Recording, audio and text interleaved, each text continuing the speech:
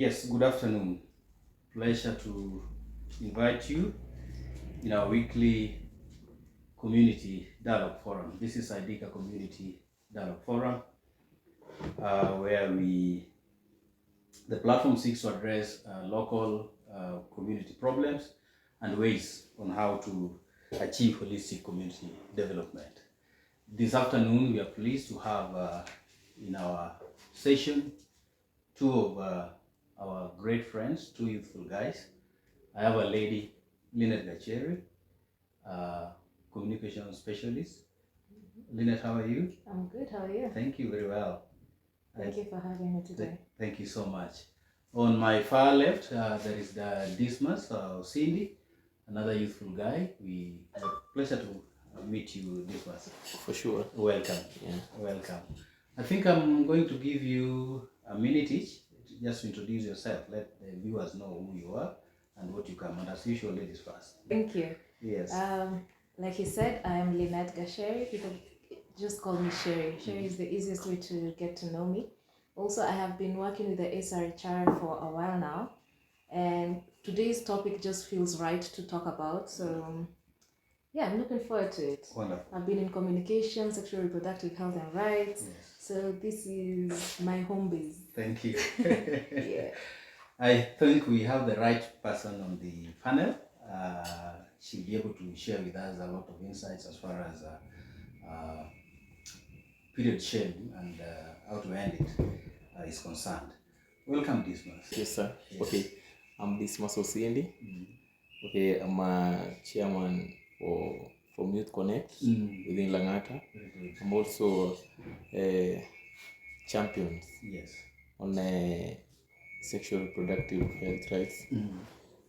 And it's my pleasure to be here. Yes. Since it's my area where I work. I do community engagement services where I engage young people on these related issues. So my pleasure to... Pleasure to have you. Thank you so much, Dismas. Our topic today is ending period poverty, shame, and stigma. A while ago, in a certain village, which I do not want to mention, in my daily walk, as usual, I met certain girls, and I was amazed.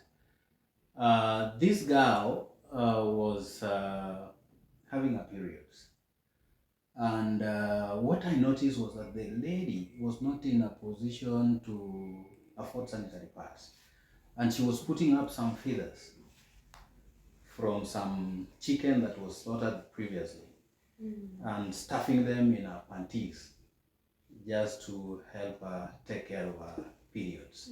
To me, that was a big shame, and I believe it was not that only one incident, it's occurring everywhere. I don't know, Madam Lynette, what's your perspective on this? Well, period poverty has been there for ages. It's a reality. It's a reality. Yes. Most of us lack these products to help us when we're menstruating, and the shame comes in, and our dignity also comes in when we can't even talk about it. Yes. When I get my periods, I can't tell even the next person to me who's gonna be a male. I can't tell them, oh, I'm on my periods and I just need 50 shillings to buy pads. I can never do that. Secondly, even talking about it is a taboo. Once anyone around you sees you bleeding, it's disgusting somehow. It's it's something that no one wants to associate with. So even this brings shame to the girl. She doesn't want even to mention about it. And the fact that they even have to use feathers. Do you know how mind-boggling that has to be? For you to sit down and wonder, okay, now what else can I use? I can't use that cloth because maybe we are poor. We notice all of the clothes we have here. I can't go sit somewhere kwa mchanga or mud and wait it out. Nowadays, that can't happen. It's not even, physically possible. It's a shame to see all this is happening. It is. It is. And the fact that we are still struggling to even make these products available to the young girls are or even the slums or rural areas is still a shame for the community as a whole. Yes. Dismas, have you experienced this in your day-to-day activities now that you're working within the community, and as you've said, you're dealing with matters, reproductive health of girls and all that? Have you ever encountered such scenarios? Yeah, actually, okay, we have been we've been associating with especially young girls, getting someone, let's say in slum, where life there is a bit expensive, getting 50 shillings, as my sisters have said, that it's a challenge. It's a challenge. And to me, I think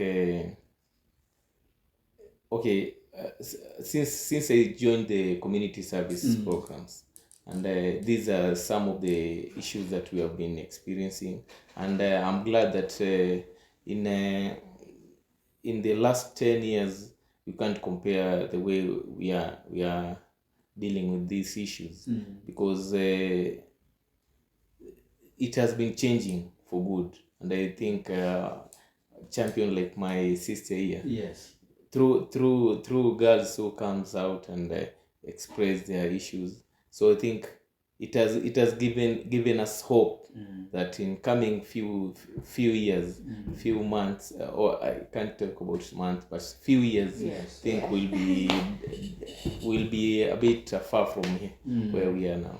I mean, I don't know where's the disconnect, because traditionally, I believe there was a way by which women used to take care of themselves, and even how to cover themselves during such periods. And I know it is the need for everyone just to feel beautiful, comfortable, special, and unique in a way. I don't know where the disconnect is. Today, as we speak, as you've all indicated, the challenge that most of our girls are facing today is poverty. That means the affordability. They are not in a position to afford the parts themselves. How do you think we can navigate all this? How can we? I see what you're trying to ask. Yes.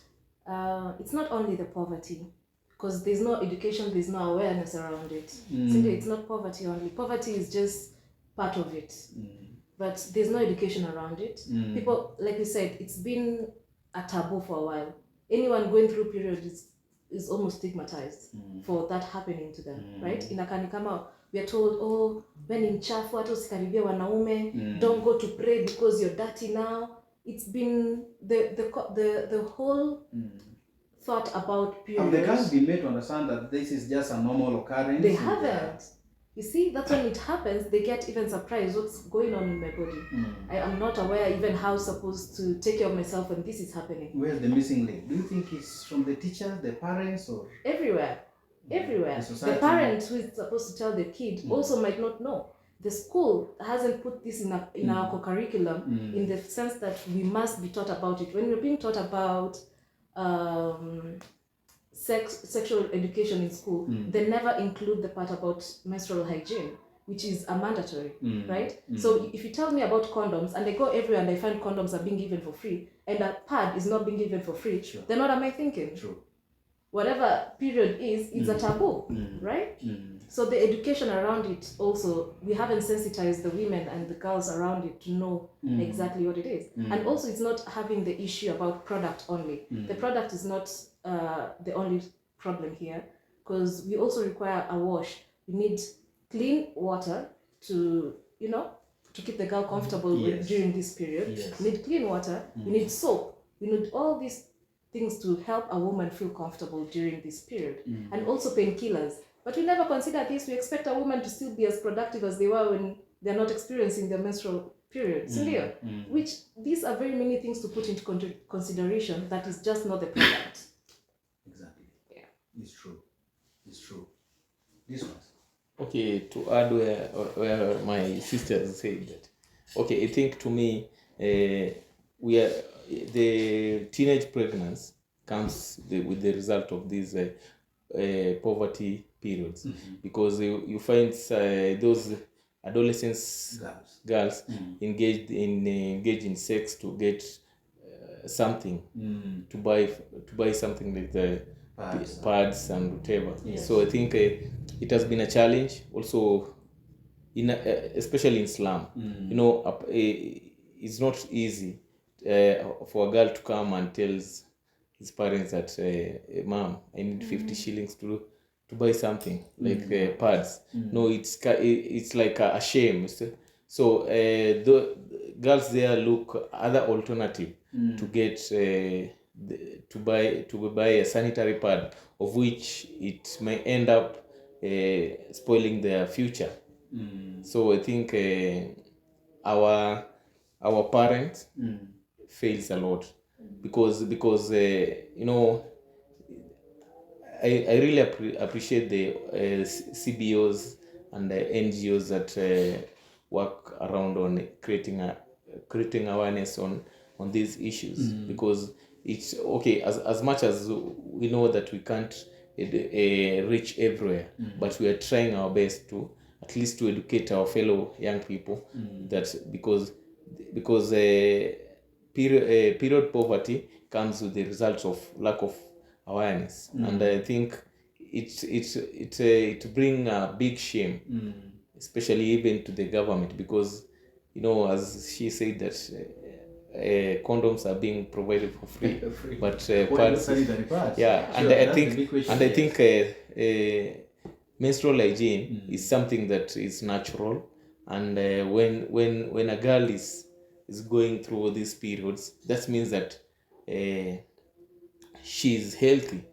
And I think we should I think I should support my sister, because government needs to chip in. You are talking about the government. There was the Minister of Education had this program of providing sanitary to at least I think most public schools. Yeah. Have you been able to follow it up? Lynette, are you aware of this? I am aware, and I think And that is should it have. enough? I don't think it has even happened. It hasn't happened yet. According to my knowledge, that hasn't happened yet. It is supposed to be there. Girls are supposed to be provided with sanitary towels every other month. Girls are also supposed to have a clean place to go and clean themselves. A bathroom is supposed to be in every school. I don't think that is there, because you're still struggling with the same things. Yes. I think even the time our senator tried to make a public stand about the period, right? That time she was saying, I even quoted it. She said, access to menstrual products is a matter of human dignity, and no woman or girl should have to suffer shame or stigma for a natural process. And this brought a lot of controversy. It is a natural right? process, indeed, yes. Yeah, but nothing has happened there. Our government had promised to have budget funds for that. When Uhuru Kenyatta was president, he'd also promised that pads should always be free. And the other thing that I was also hoping that the government could do for us is maybe no taxes on pads and tampons. That, I mean, if again I go back to the point of having condoms free, there shouldn't even be a comparison there. That means there is a policy gap, huh? Yeah. And I think it has to be taken over by our members of parliament and even at the Senate level, so that it becomes a national discourse. Yeah. It's a serious matter, and most of our children back in the village, from records and from statistics, we are told, on average, a girl would lose like maybe 2 to 4 days a month not attending school. Yeah, just because of. And how many weeks are those in a year? Yeah, it's a lot. It's a lot. So if you look it in terms of class time, that one girl would lose in a year just missing classes is a serious matter. Oh, my friend, Dismas. The organizations and the CBOs, non-governmental organizations, and maybe some state actors, maybe. Are you aware of anything that they're doing to address lack of pads, in any case, if you are aware, among our girls, particularly in schools and maybe even in colleges as we speak? Are you aware on, again, from your perspective, is there any initiative taken to address this? Maybe in terms of policy development to help government take this matter up seriously? Okay, I think we have so many CBOs working around empowering young people, especially girls, through a donation of sanitary pads. And I can recognize some like Darren Hart Foundation, Yes. YMCA, Yes. there's a YWCA where they empower those young people, the young women with the pads. So they provide the girls with pads? Yeah, but that can't last for long because Sustainability is a challenge. because you can't depend on donors every time. Where okay, let's say when I do mobilize pads for young women. Yes. So even school child, but you can't go to someone to give you a donation every now and then. Sometimes they get. Yeah, so I think we have been trying, and I think even the women reps, like Nairobi women rep Pasaris, she has been supporting some of the community services. So this is a personal initiative, or is an initiative from our office as the women? We call it the GAF. I think, but sometimes she goes to an extent to give the something from her pocket. But Ngaf, most of the women rep support through Ngaf. The National Government Affirmative Action Fund. Wonderful, comrades. Do you think, Lynette, the environment are safe for the girls, even for the young women, while attending that even in schools or even back at their homes or wherever they are? Do you think there is safety while undergoing their periods? Well, a matter of safety really depends on the environment that you are in. And that's both at home and outside, because what makes a woman feel safe during this time is thinking, oh, when I need a pad, I have it. When I need to shower, I can do it. When I need to rest, I can easily do that. Because at this time, again, our hormones are all over, right? The people around you are understanding the thing that you're going through, that makes a woman feel safe. So if, for instance, I'm at school and I'm thinking, oh I didn't shower today, that order is distracting me. I'm not even concentrating on this. And mind you, period poverty doesn't only affect me as a person personally only, it affects even the economy. Because like you said, if I'm away for 4 to 5 days, let's now talk about a woman, right? A working woman. 4 to 5 days, I'm not feeling well. I might not work. That has an impact to the economy. 4 to 5 days as a student, I also don't study. That has an impact to my studies and also economic as well. So I think we all recognize the issues behind not having good sanitation. We all recognize them. The gap is we're not actually doing anything about it. It's like always educating people on the same thing. Oh, ikikombe inavunjikaka ikifanywa hivi, but no one is coming up with a solution. What are we planning on doing? Should we then consider menstrual leave for girls? Yes, I think that is a discussion that we should actually have. Like in Spain, for instance, they have menstrual leaves for people. When you're having a period 3 to 4 days, you might not come to work for a month. You're let to be at home. If yours are that bad, you can be at home. Otherwise, if you still come to work, your productivity is not optimum. People are not expecting too much out of you. We should be able to make someone feel comfortable to even say, oh yeah, today guys, I might not be coming. I'm taking that 3 days off my month. We might not do the same for schools, but we should also be just as sensitive. Yes. What are some of the interventions you think we can take just to ensure that we end this? Okay, I think First of all is creating awareness to our parents to know how to engage their children, because when you empower a girl child, you empower society, because most of the challenges in our society, they are the one who are facing them. And I think when you empower that small girl with knowledge, I think she might be knowing how to challenge those days. And especially, let's say, as my sister said, that we should support that the thing of giving ladies 3 to 4 days. Think it can be work. It can work in Kenya. And another thing is, let's say, if let's say we can do this, parents they are not open to their let's say a girl goes to her mom and tell her that, mom, I'm going through some whatever. I have my period. Yeah, I have my periods. She might take it negative. Maybe she might see that her child is not having, let's say, respect to her.